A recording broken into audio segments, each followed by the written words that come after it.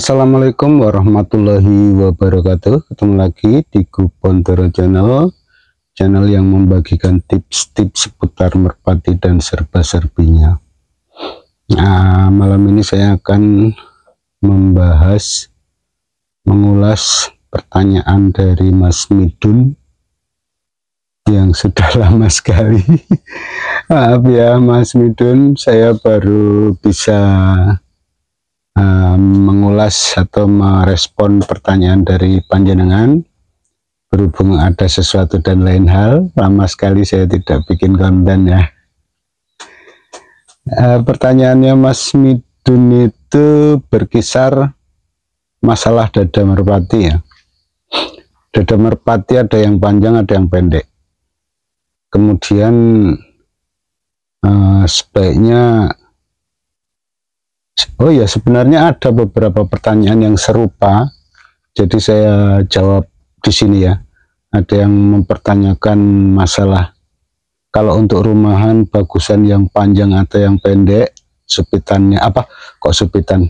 Tulang dadanya, artinya dekat dengan supit atau yang jauh dari supit, yang jaraknya 2 jari atau yang lebih atau yang kurang gitu ya, kurang lebihnya. Ya, kalau untuk rumahan bagus yang mana? Kemudian karakternya gimana? Saya ulas dulu dari maksudnya saya ini apa namanya ya, saya ulas dulu ya dari yang dada pendek secara umum saja. Kalau secara umum dada yang pendek itu biasanya bawaannya kasar ya Mas Midun dan juga teman-teman semua. Kemudian kalau yang dadanya panjang sampai ke belakang, itu biasanya bawahannya rapi atau cenderung agak ngeper. Kalaupun dia dia nggak bisa dibilang kasar ya, tapi dia lebih tepatnya rapi, cepat rapi. Kalau yang dada pendek cepat kasar. Itu tergantung bagaimana kondisi dari burung itu ya. Di saat dia kondisi fit, performanya bagus, dia kalau yang dada pendek itu biasanya ngedor atau kasar gitu. Kemudian kalau yang dada panjang itu biasanya rapi atau agak ngeper sedikit. Nah, kalau untuk rumahan, sebagaimana pertanyaan dari teman-teman subscriber yang pernah menanyakan itu, jadi saya jawab sekarang ya sekalian ini. Kalau yang kalau yang untuk rumahan, kalau saya pribadi suka yang bawahannya nggak ngedor karena dia tinggi sekali ya. Dan biasanya kalau burung yang dadanya pendek itu kalau dipegang itu kalah penuh sama yang dadanya panjang. Kalau yang dada pendek itu di belakang itu agak gepeng sedikit dan kalah penuh sama yang panjang. Biasanya kalau yang panjang itu bulat. Pengaruhnya pegangan yang bulat sama yang agak gepeng itu nanti di ketinggiannya.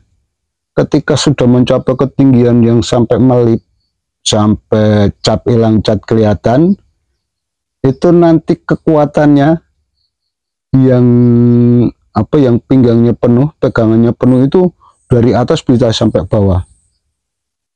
Kalau yang agak gepeng itu setiap dia sampai tinggi sekali biasanya dia akan muter dulu biasanya. Artinya dia tidak langsung manuver. Kalau langsung manuver pun nanti tidak secepat yang pinggangnya besar. Karena tenaganya secara umum kalah sama yang pinggangnya bulat, besar, atau walaupun nggak besar tapi bulat. Jadi rata-rata kalau yang dadanya panjang itu kebanyakan bulat. Beda sama yang dada cuma sampai di tangan begini, itu biasanya kalau udah tinggi sekali kekencangannya itu kalah sama yang pegangannya penuh bulat. Saya contohkan ini ya.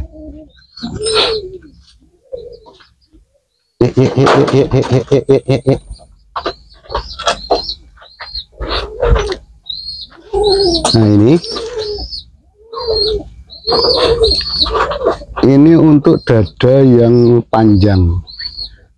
Kemudian untuk yang menanyakan bagusan mana sama yang jaraknya ya, jarak dari tulang dada ke supit itu, kalau ini coba saya tes dulu, ini 1,5 jari dan pegangannya ini bulat teman-teman, jadi full ya di tangan ini full, terasa full.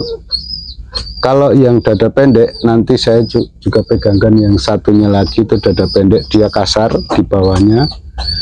Kalau saya rasa kalau dia sudah tinggi sekali sampai melip, kalau untuk rumahan dia cenderung kalah sama yang pegangannya bulat penuh gini ya.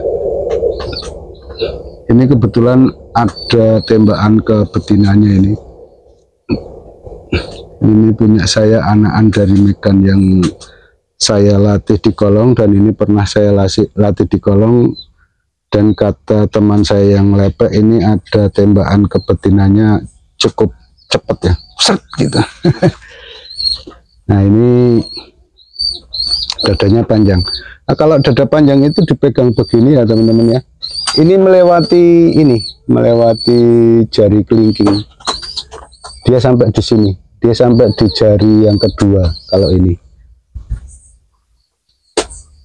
Nah ini biasanya kalau tinggi dia tambah kencang, artinya semakin ketinggiannya bertambah, kecepatannya juga bertambah, karena pinggang ini pusat tenaga kalau menurut saya, dan saya sudah sering meraba kalau burung yang tinggi sekali bisa turun sampai bawah tanpa buang, tanpa muter dulu, itu biasanya pinggangnya besar-besar atau paling enggak dia penuh. Tapi kalau sedang, kalau ketinggiannya sedang, ini kalah sama yang pinggangnya agak gepeng sedikit, karena dia lebih lentur ya, dia lebih gampang manuver ceret gitu ya, terus turun gitu, terus kenceng lagi. Tapi kalau ini nanti dia kalau sudah tinggi sekali baru, karena dia seolah-olah ini ya teman-teman ya, seolah-olah dia punya ancang-ancang, dan kecepatannya itu makin ke bawah makin cepat. Kalau yang dada pendek itu biasanya dia kalau sudah tinggi sekali dia ambil haluan dulu, muter, terus baru turun, karena yaitu pengaruh pinggang kalau menurut saya. Ini yang dadanya panjang, dia melewati kelingking ini. Kemudian yang dada pendek, tunggu teman-teman, nah ini yang dada pendek rumpung saya.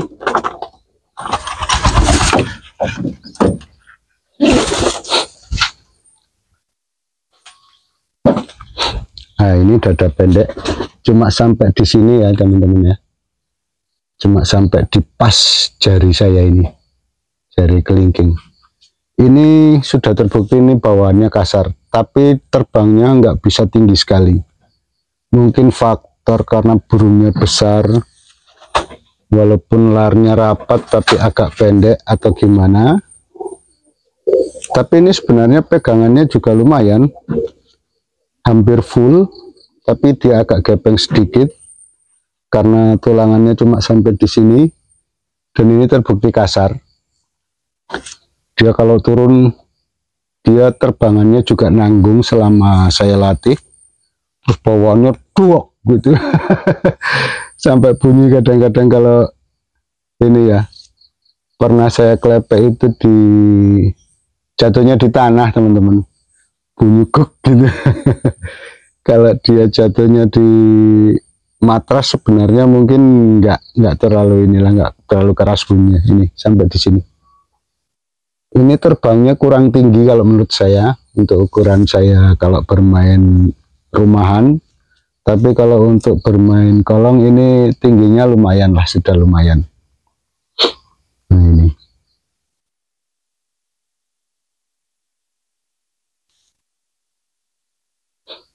Dan kalau disuruh apa ya Kak, kalau ditanya mana yang lebih bagus kalau rumahan, kalau saya pribadi suka yang ininya panjang, dadanya panjang, supaya dia saat turun dari ketinggian Yang melip itu bisa sampai bawah tanpa muter dulu, tanpa ngendor, tanpa buang.